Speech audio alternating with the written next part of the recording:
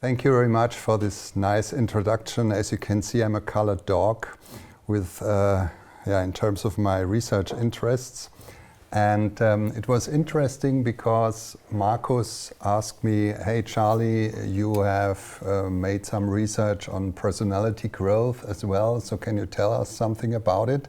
And it was a nice opportunity for me to think about what do I know about personality change and personality growth. And I've chosen this title, Personality Change and Personality Growth, because in my view there are two traditions within personality psychology that are related to these terms, personality change and personality growth.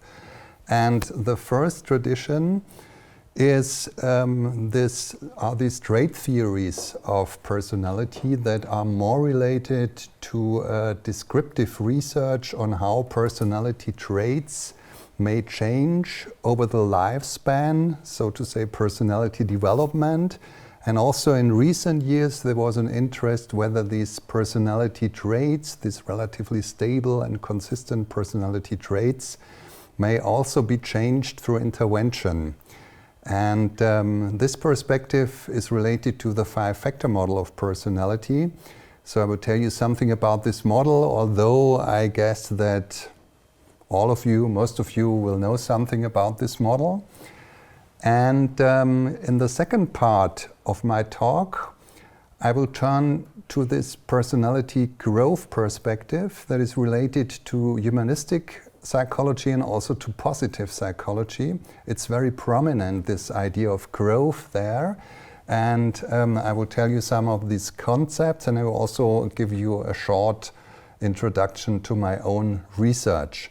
I would like to close with a critical perspective that I see in our society, and it is also discussed in the media, the compulsion to self-optimization. And perhaps you can discuss then the difference between what actually is personality growth, and when does personality growth perhaps turn into this compulsion to self-optimization, or to this from self-imposed or from self-imposed personality growth to this more compulsion to self-optimization. But first of all, I would like to give you some basic assumption concerning human nature in personality theories that were proposed by Jelle and Ziegler in a textbook. This was always very interesting for me, because these two authors proposed that each and every personality theory, more or less explicit, makes assumptions about human nature that are organized here in these bipolar dimensions, which are continuous. And as you can see here, one of these dimensions, just click on I click on this because I want to use the mouse, that I can... Can I see the mouse? Here, okay. Here, one of these dimensions, as you can see here, is changeability and unchangeability, besides the other dimensions. And of course, some of these dimensions are interrelated.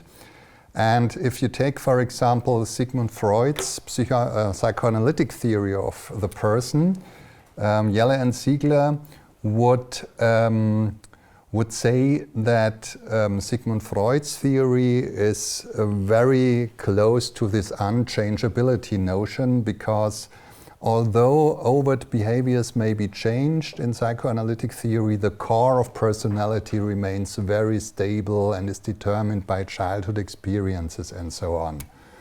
Contrary to this position of Freud, Karl Rogers' phenomenological theory of the person is associated with the idea of self-actualization and growth, and therefore is very much related to this strong changeability notion.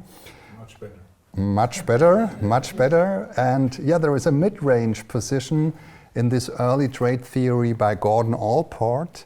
And we will see whether this mid-range position is still valid today. So this is quite a nice possibility to think about personality theories, or to classify personality theories in terms of this basic assumption about human nature. So Is the person basically free or determined, rational, irrational, and so on, and also changeable or unchangeable? So here you can see some definitions of personality and personality traits within this trait theoretical position of personality. And the first definition by Gordon Allport, the dynamic organization, a personality is the dynamic organization within the individual of those psychophysical systems that determine his characteristic behavior and thoughts. So this is a very early definition, but I think it's still valid and it's still appropriate because a systems perspective is taken here. And you also can see that I've highlighted characteristic. And this is also obvious in these other definitions. And if you take this last definition of Colin DeYoung, personality traits are probabilistic description of relatively stable patterns of emotion, motivation, cognition, and behavior in response to classes of stimuli and so on. So this relatively stable, this term, this highlights that personality traits are both continuous and changeable and are perhaps in such a, in a way, in such a mid-range position between changeability and unchangeability. And I think most of you will know this 5-factor model of personality, and I will introduce this model now because my first results I will present to you, the first findings relate to this 5-factor model of personality. So if you assume that personality traits are the basic elements of personality psychology or personality science, then the question arises, okay, how many of such traits do we need to completely describe personality? And in personality science, we have agreed, or almost agreed, or relatively agreed on these 5 dimensions: neuroticism, extroversion, openness for experience, agreeableness, and conscientiousness. And there are 2 nice acronyms, OCEAN and CANOE, and you can remember these 5 traits using these 2 acronyms. And okay, Markus told me that I should tell you something about the methods that are used in personality science to derive such results as the 5 factors, the Big 5. Basically, the Big 5 are based on the so-called psycholexical approach. And this approach assumes that traits most significance for the understanding of human nature and for living together, for surviving, they have been encoded into natural language over time. So there have to be words for these very important personal characteristics that are important for us to live together, to survive, and to understand human behavior. And the method that is used to derive the Big 5 goes like this. So in a first step, personality descriptive terms, for example, adjectives like kind, organized, or impulsive, are collected from dictionaries, actually dictionaries. And if you collect these adjectives, then many thousands, you will find many thousands of these adjectives. And this initial list will then be reduced through systematic filtering, removing synonyms, rare words, and context-specific terms. And then you come up with a shorter list of adjectives, and you can connect this adjective with a rating scale. So applies not at all, applies completely. And you would then provide these adjective lists with a rating scale to participants, and they can then self-describe them or can describe other people on these adjectives. And then based on statistical techniques, basically factor analysis, latent dimensions are derived based on the correlations between groups of these adjectives. And then you come up, usually you come up with 5 or 6, sometimes also 6, but we have agreed on 5 basic dimensions that can explain these correlations between different groups of adjectives. So, We have the Big Five, and I mean, there is a lot of criticism with regard to the Big Five, but there is one good thing. Because we have mostly agreed on these 5 dimensions, they are used in most of the studies on personality psychology. And this is advantageous because we can then aggregate these different results in meta-analysis, and we then have more robust findings than with just a few single studies on, for example, personality change. And this is what was found. So I will present you 2 or 3 meta-analyses now. So one area of research, as I said before, within this straight theoretical perspective is personality trait change across the lifespan, personality development, so to say. And only in recent years there was another perspective introduced mainly by a meta-analysis by Brand Roberts and colleagues, personality trait change for intervention, for example, psychotherapy, coaching and training. So basically, personality traits, the Big Five, do change in young adulthood, in middle age, and also in old age. These are meta-analyses. And these changes, they go in a positive direction, meaning that people become more agreeable, more conscientious, and more emotionally stable with age. The changes for extroversion and openness for experience are more complex. And what is important to say is that these changes are moderate and slow, meaning that they occur over years only. So we have both continuity and change in personality development. This position of slow and moderate changes over years was really challenged by this meta-analysis by Brand Roberts and colleagues, systematic review of personality trait change for intervention. In this meta-analysis, it turned out that at least extroversion and neuroticism can be changed very much more quickly than was commonly thought, for example, during trainings or coachings that last for 4 to 8 weeks. And the amount of exchange is about half a standard deviation and a quarter of a standard deviation, which is not much, but which is quite significant and which is also quite stable. So that is one of my doctoral students and I, we have asked ourselves the question, is it possible then to change traits, especially neuroticism and extroversion, through a stress prevention program? So why did we come up with this idea? Why personality trait change through stress trainings?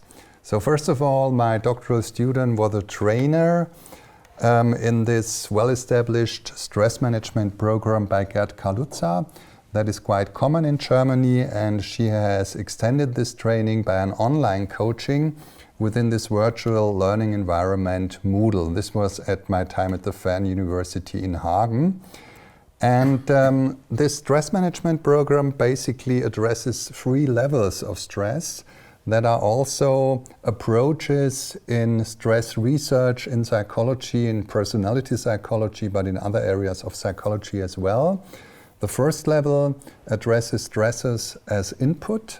This means, for example, the pressure to perform, time pressure, conflicts, and so on. At this level, a problem-solving training is carried out, and during this problem-solving training, people learn how to manage their time. They also learn how to say no and how to assert needs. And assertiveness is one facet of extroversion, so we expected that extroversion will increase during this training. At the second level, stress is viewed as a transaction. So a transaction means an interaction between the person and the environment, and here appraisal processes, according to Lazarus and Folkman, are very important. For example, if a person is very perfectionistic and is always thinking, I have to do everything by my own, I have to do the best at all time, everybody have to love me, and it's very, very bad if I fail. So this lone wolf behavior, and this is addressed in a cognition training where the participants learn to be more acceptance of themselves and to increase their sereneness, reduce impulsiveness and angry hostility. And these are facets that are related to emotional stability or emotional instability, and therefore we expected that emotional stability should also be increased. The third level, stress as input, relates to the physiological stress reaction, so the physiological hyperarousal that is associated with stress. And there we are carrying out a relaxation training and also an indulgence training, so in Germany a Genusstraining. So the participants learn how to relax with different techniques, relaxation techniques, also mindfulness exercises, and they also learn to do themselves something good and to enjoy life. And by doing this, we aim at down-regulating the hyperarousal that is associated with stress and also by increasing positive emotion. And thus, we would expect that extraversion, because positive emotions is also very associated with extraversion, and emotional stability will increase. So this was our design and the sample. We only had 14 participants in each of these different experimental groups. And this was a randomized controlled trial. And as you can see here, the first experimental group here, EG1, received. It also has a laser if you want to use it. Yeah, I think this does not work on the screen here because this is a problem. But I can try to do it. Yes, it does. I have to do it more smoothly. So here is the first group, and as you can see here, this first experimental group, they received a 2-day block training of this Kaluza training. So 2 days during a weekend intensive training on these 3 levels. And after this 2-day block training, they received 8 weeks of an online coaching. And we called this first group the blended training group. The second experimental group only received the 2-day block training. And the waiting list control group, they received nothing. They only provided data. Before the training, this is 01. Then after the training, 2 months after the first measurement point, after these 8 weeks. And we also had a follow-up after 4 months after the first measurement point. Participants were only women, and these women were employed. They had children, and they were at the beginning of their study of psychology at our distance learning university. So they were really stressed, and we could show this. And we really wanted participants who are stressed in this training program. And here you can see this online coaching environment in Moodle. And if we zoom in, you can see here that in each week there were instructions provided by text and video streams. We had relaxation exercises and also exercises regarding problem solving and cognitive restructuring, for example.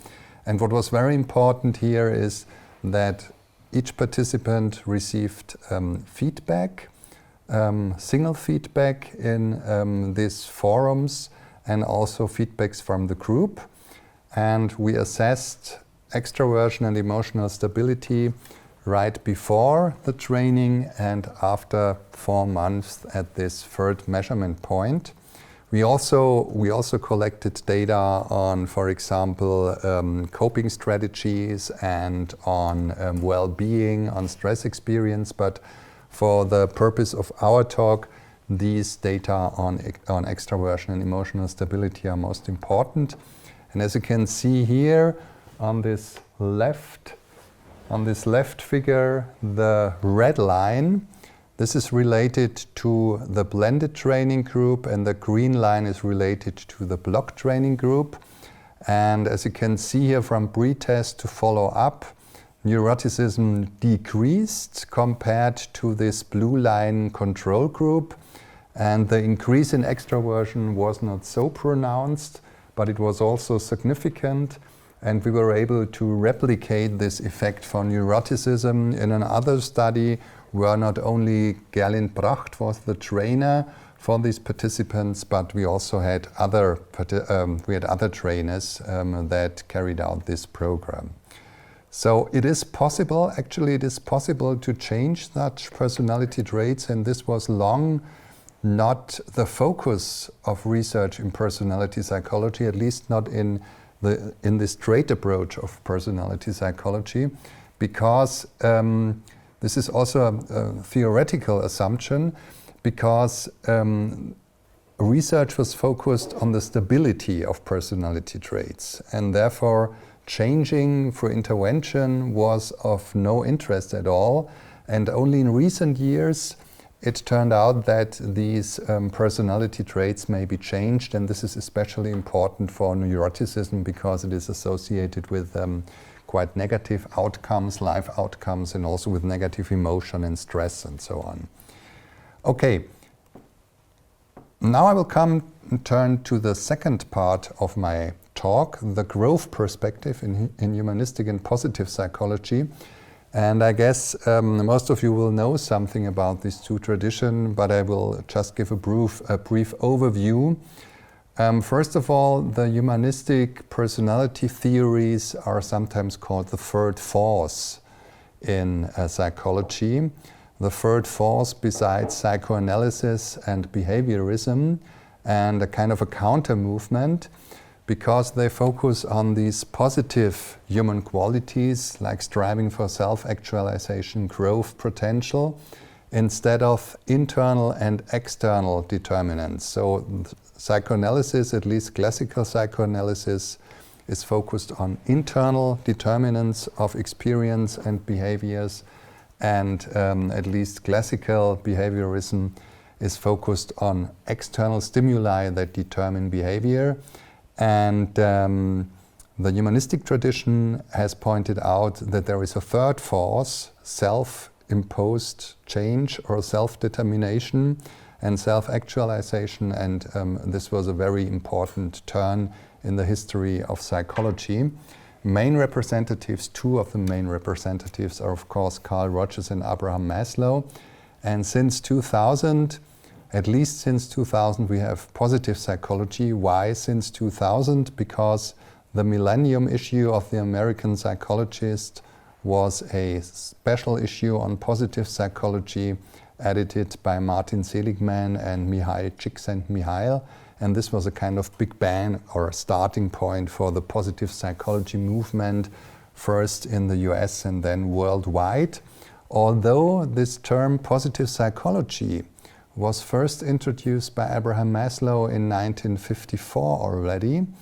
And the goal here is to tell a complete story about human nature and to help people realize their potential. This was the mission in 1954 already. The basic idea or the criticism of positive psychology to this mainstream psychology really is that mainstream psychology has almost solely focused on psychological disorders, on negative effects and so on. And there is no such thing, or only few research on positive emotions, on happiness and what makes life worth living. And therefore we need a turn to these positive qualities and also to positive traits, for example.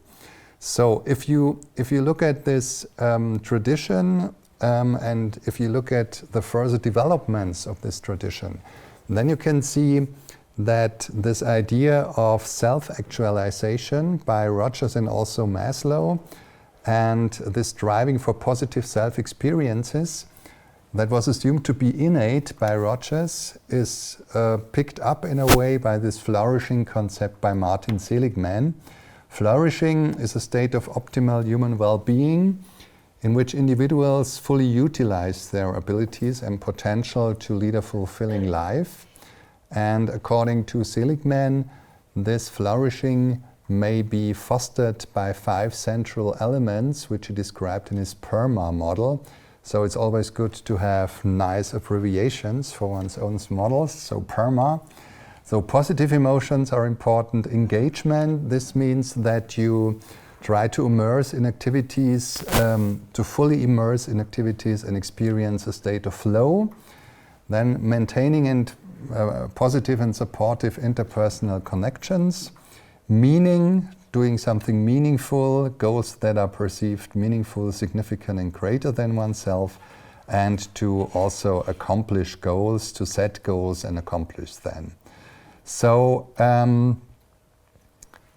you can foster these 5 elements by different interventions and by different activities that were also described within positive psychology.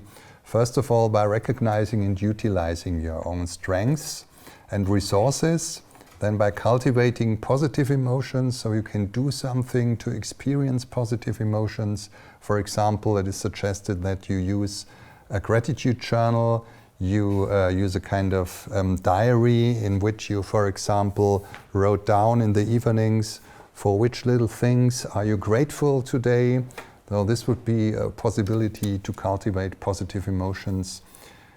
We can foster engagement through activities that enable flow experience. For example, at the beginning of this week, I was given a workshop with teachers, and I was also talking about flow. And they told me that flow experience in this sense are possible, for example, in project work, where the teacher is not sitting in front of them and giving them lectures and so on, just as I do right now, but in project works where the pupils are able to self-determine what they would do and which kind of interests they have, and then they come in such a state of flow. Nurturing relationships are important, and finding meaning and setting and pursuing goals. So this is a direct further development, I think, of this idea of self-actualization. And there is another idea by Karl Rogers, this idea of the fully functioning person that means, or that characterizes something like an end point of personality growth. But personality growth, of course, is never complete. And you can see here the different characteristics of this fully functioning person according to Karl Rogers. Openness to experience, here is something other is meant like than in the Big Five. So the ability of the fully functioning person to sense oneself and intensely experience the full range of physical, sensory and emotional sensations. And this is closely linked to existential living, so fully and richly living in the present moment, perceiving each experience as new and unique. These 2 characteristics really reminded me and are a kind of precursor of what we now call mindfulness. And I will talk about mindfulness in a minute. Then organismic trust. This is also related to these first 2 characteristics. Reliance on inner experiences for decision making rather than external norms or judgments. Freedom and self-determination, creativity. What is the result then is that there is a congruence between the real self and the ideal self in the fully functioning person. So a close alignment between one's authentic self and one's aspirations. And this fully functioning person also has kind of fully realized one's growth potential.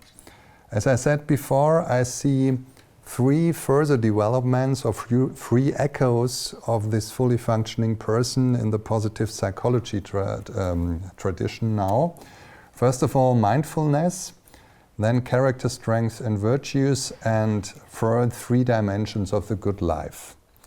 This mindfulness construct relate to this third 3 characteristics of the fully functioning person. Mindfulness is a state of deliberate attention to the current moment, to the here and now. And this means that you are not distracted by thinking about the past or worrying about the future. If you are in a state of mindfulness, then ruminating thoughts about the past and worrying thoughts about the future will not occur. And this is a very good thing, because worrying and ruminating are related to depression and anxiety. Mindfulness is also associated with openness, curiosity, and accepting the current moment without judging it. here are some adjectives that are used to describe this state of mindfulness: bright, awake, wide, and so on. And in the initial tradition of mindfulness, also tolerance and compassion are associated with this mindful state of mind. And as you can see on this cartoon here, this little red mannequin is mindful. He is in the moment on this island, whereas this bigger blue mannequin has a full mind, a mind full, because he is thinking about, for example, the rainy weather and the broken heart and the letters he has to write. So he is not mindful. And I think this fully functioning person, in the sense of Carl Rogers, is also a mindful person. And another development are these character strengths and virtues introduced by Peterson and Seligman. And contrary to this psycholexical approach that was used by the Big Five people, this character strengths and virtues were derived from a literature review of religious and philosophical texts in different cultures.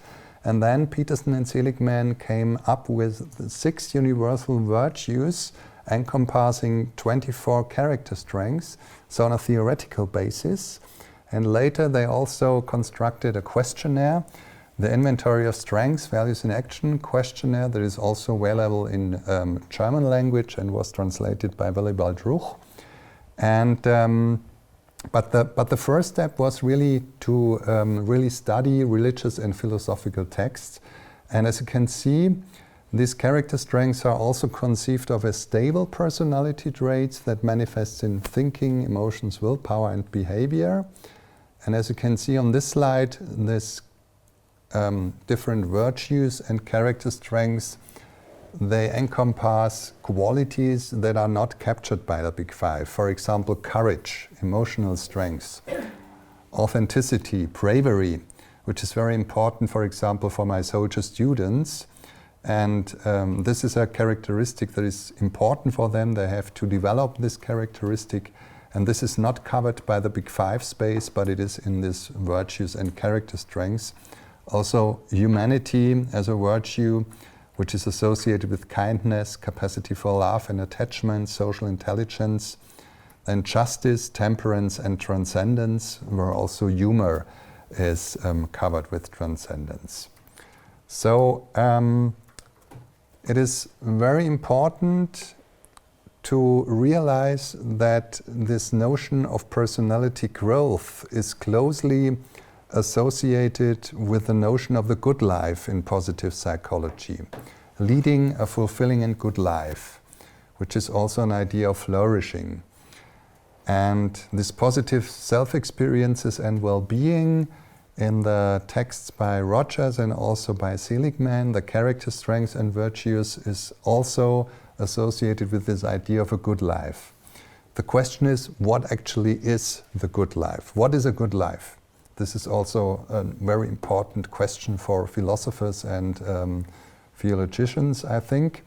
And I have found a very interesting quote by Carl Rogers in his early 1961 book, in which he kind of previews a new concept or 3 different dimensions of the good life.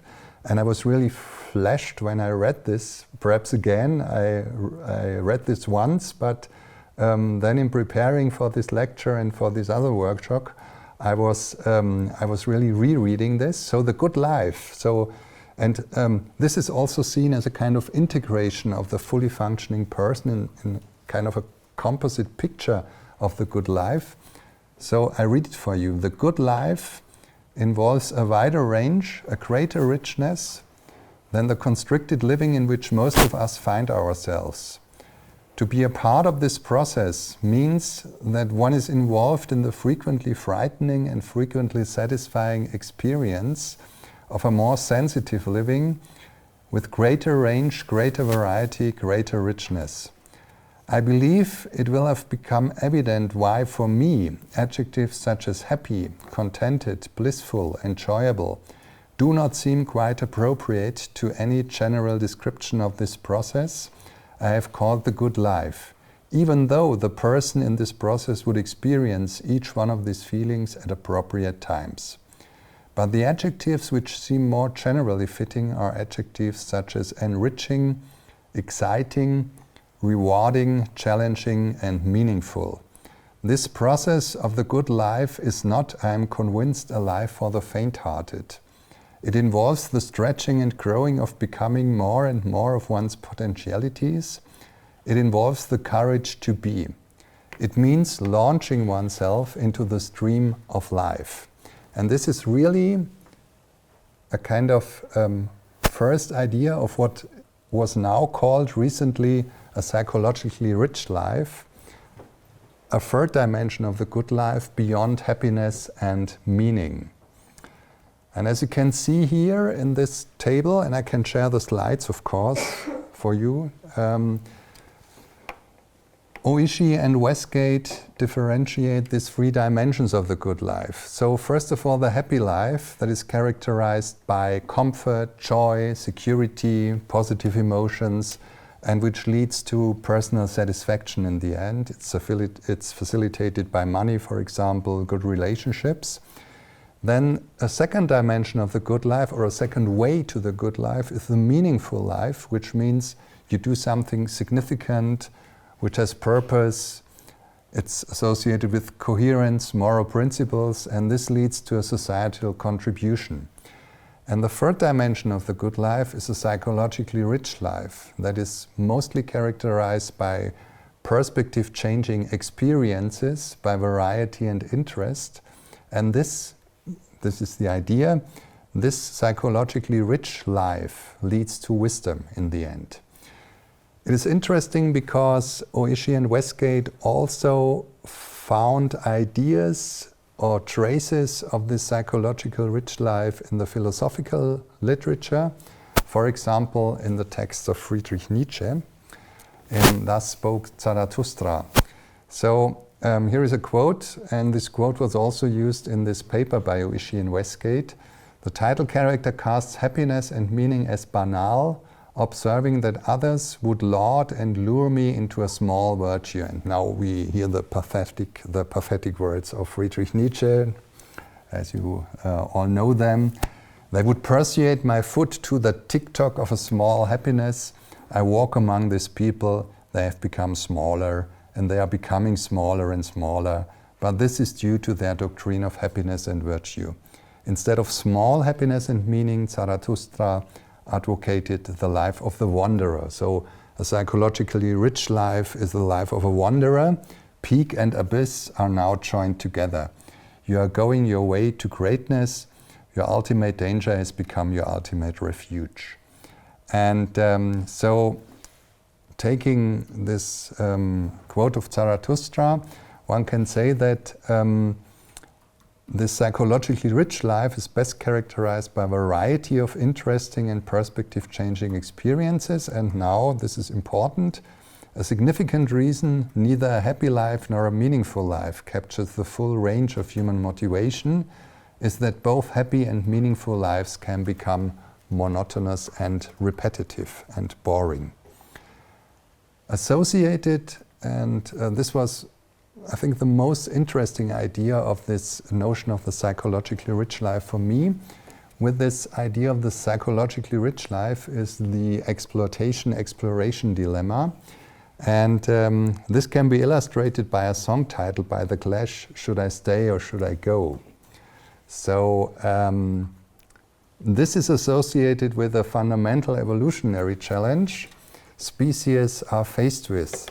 Should they stay where they are in their current environment and utilize or exploit the resources that are there, or should they invest time and energy in searching for new resources that may or may not become accessible?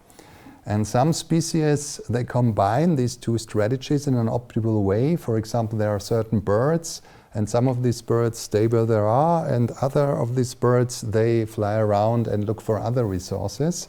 So these two strategies can be combined, and according to Oishi and Westgate, the happy and meaningful life primarily involves the exploitation or utilization of familiar environments and close social bonds, whereas the psychologically rich life would primarily involve this exploration strategy.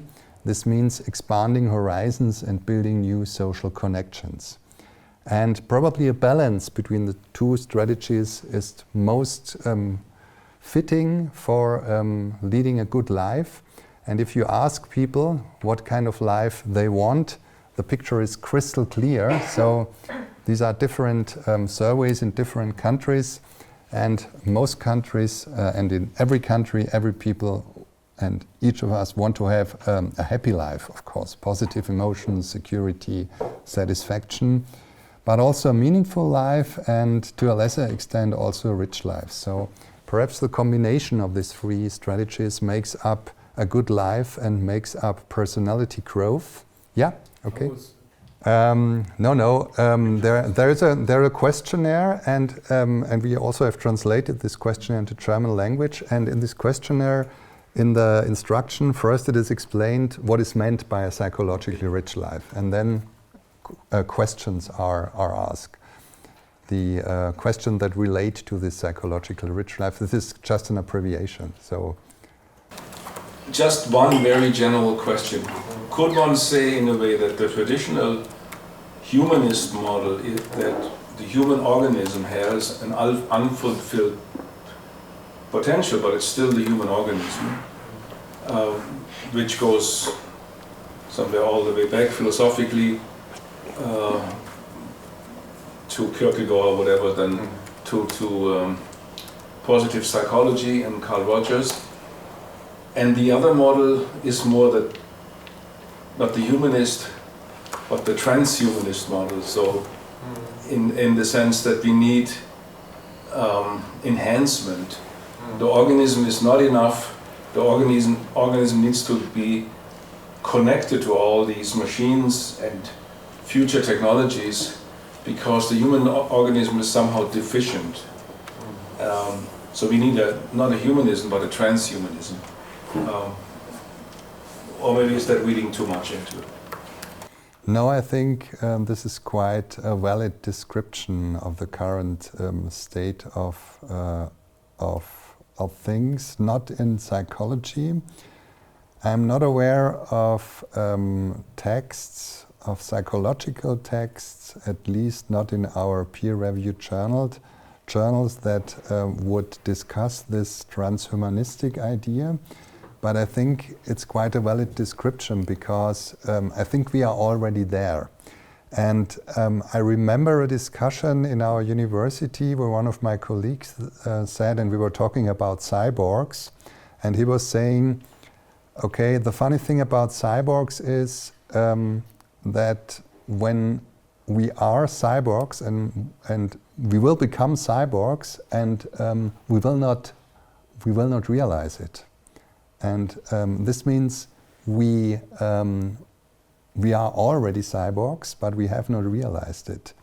Cyborgs in the sense that you, for example, have certain devices in your heart. If your heart is deficient, you also often have a cell phone. You have this smartwatches, and you can track this your biological parameters, your heart frequency, your sleep with the smartphones.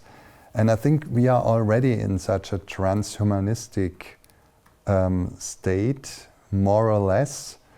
And there are, of course, individual differences, and this would be an interesting new research area. So which kind of people are more prone to use these new devices and to become even more cyborgish in a way, and which people are reluctant or resistant to do so. I think this would be also an interesting question for personality psychology and how this will transform personality psychology. I think it's a question of balance. So why shouldn't we use machines when we have difficulties? So otherwise, you know, when you have certain issues and you want to develop yourself, like to develop your ego, to reflect on things. So you need to reflect when something goes wrong. So I wouldn't say we always need it, but when you have problems, yeah. But the question is if it becomes compulsive or not to use it. So a balance in the middle is okay. So when you go to the therapist, he doesn't see what's going on in the field in your everyday life. So why not using the machines? You could refer to questionnaires, yeah, like we do in personality psychology. But are they valid? So yeah. But I see the same thing with the big five personality development in terms of increasing extroversion or reducing neuroticism. So this sounds normative. Why not, let's say, reducing extroversion for some people who are at the end of extroversion, whom are maybe extroverted as to a degree of psychopathology or being psychopath. So it's a question of balance, I guess. I totally agree, absolutely. For me, the question always is which kind of conditions or moderators lead to positive effects when using such technological devices, and under which conditions negative effects will arise. So negative emotions, or also shame or something like this, or becoming even more perfectionistic and so on. I think this is the decisive question, and I always liked this idea by Marshall McLuhan, this idea of the media is the message. Media, in terms of Marshall McLuhan, is a very broad media term, so all human artifacts are media. And for example, also a bicycle is a medium. And if we use such media, for example, computers, or now we use ChatGPT, or our students use ChatGPT, this will somehow change our cognitive system.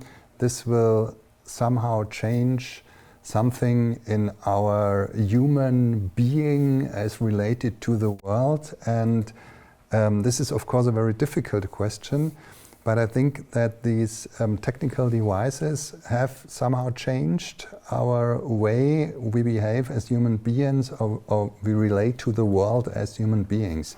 And we will definitely use, as we have lost the ability to calculate in our heads, since we have these calculators, we will now, I think, many of our students will lose the ability to summarize texts and to understand and summarize the gist of a text and the basic contents, because ChatGPT is doing such a good job in summarizing text. And I mean, this is just a description.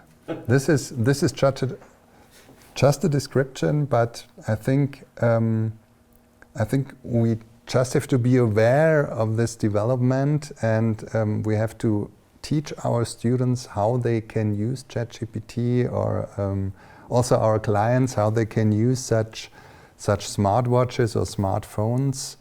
And interestingly, I mean, perhaps you have already heard about it, there is this Flynn effect in intelligence research.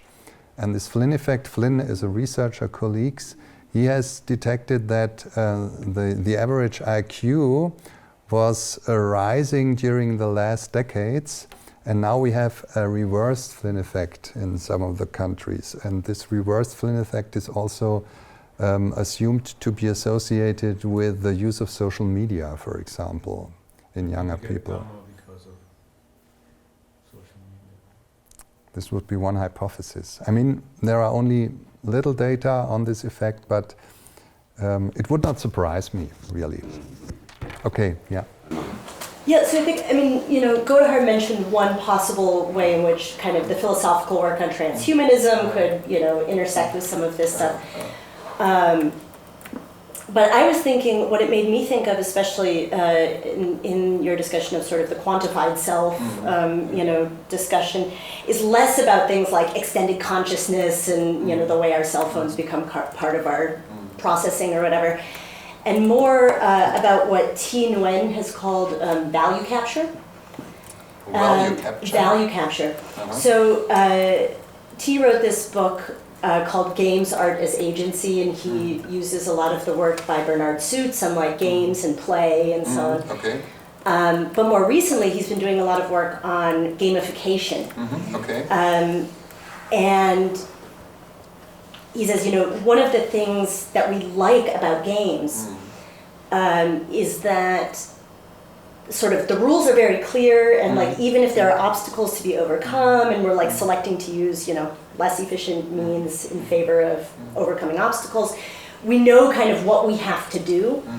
And when we overcome these obstacles, we kind of get a little dopamine hit, right? Like, it feels good to overcome the obstacles. That's part of why we enjoy game playing. So this is all in Suits, but Nguyen takes this a little bit further, and he says what we're seeing in things like Fitbits and things like Twitter, even in grades, which is sort of like the gamification of learning and like grade point averages, is that it's reducing these very complex networks of social value into kind of easily quantifiable values that fit more into this kind of like hedonic framework that you postulated, as opposed to the more like eudaimonic, trying to figure out ways to bring your deepest values to expression.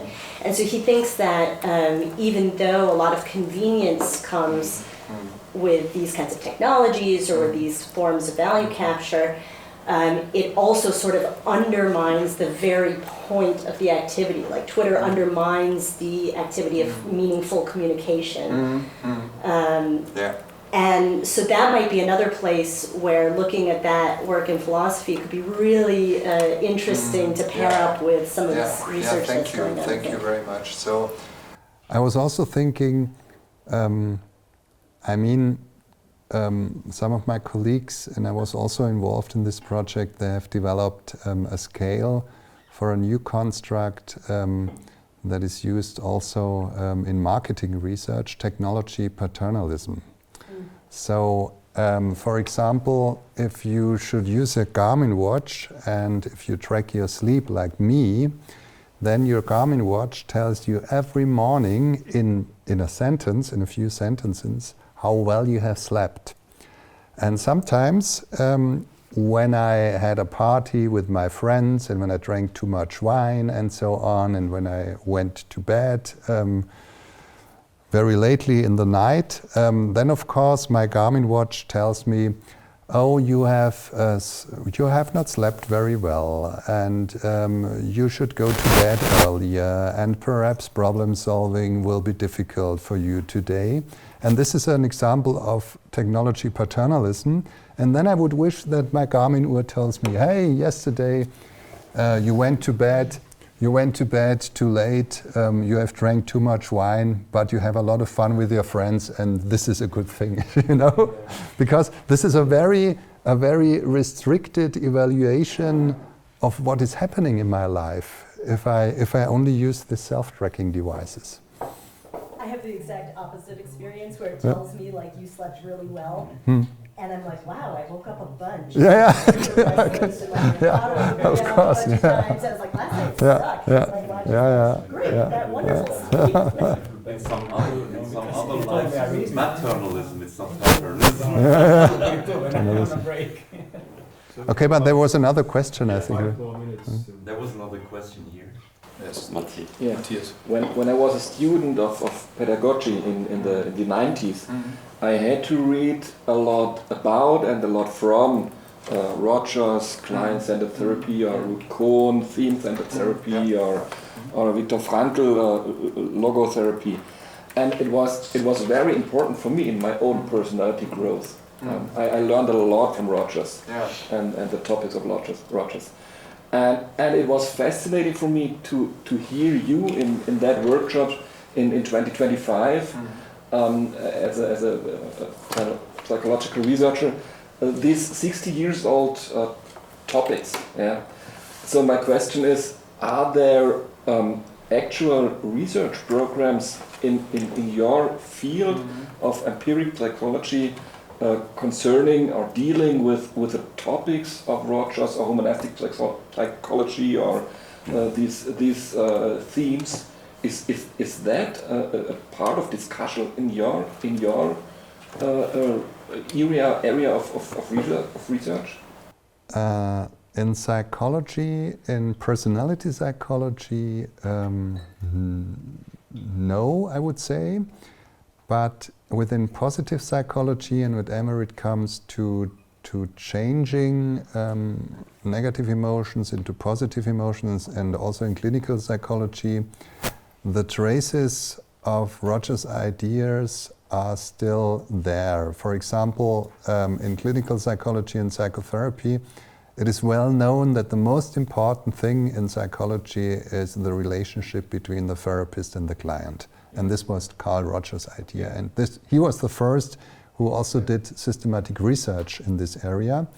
And yeah, as you have seen here, I was really surprised when I read this 1961 text again. I was really surprised. It's all there. It's all there. These three different dimensions that were differentiated by Oishi and Westgate, they're already there in the work of Carl Rogers. And this is what I also recommend my students. You have to read the original text. Do not read textbooks only. Take your time and read Sigmund Freud in the original. Read Carl Rogers in the original. Read Gordon Allport in the original. And this is the thing what I think philosophers and theologians do much more than psychology students do.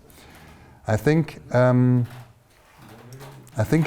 it's a very good thing to carefully read, or to really intensively read one or two or several of the older personality psychologists, and I would say that the ideas of Rogers still live now, and they are perhaps named in another way, as you have seen here: flourishing, self-actualization. Sometimes the colleagues refer or they quote Carl Rogers, the ideas of Carl Rogers. For example, I have found a quote of this Carl Rogers idea in a text on personalization or on personalized psychotherapy from a colleague of mine, and she was also referring to this idea of client-centered therapy by Carl Rogers.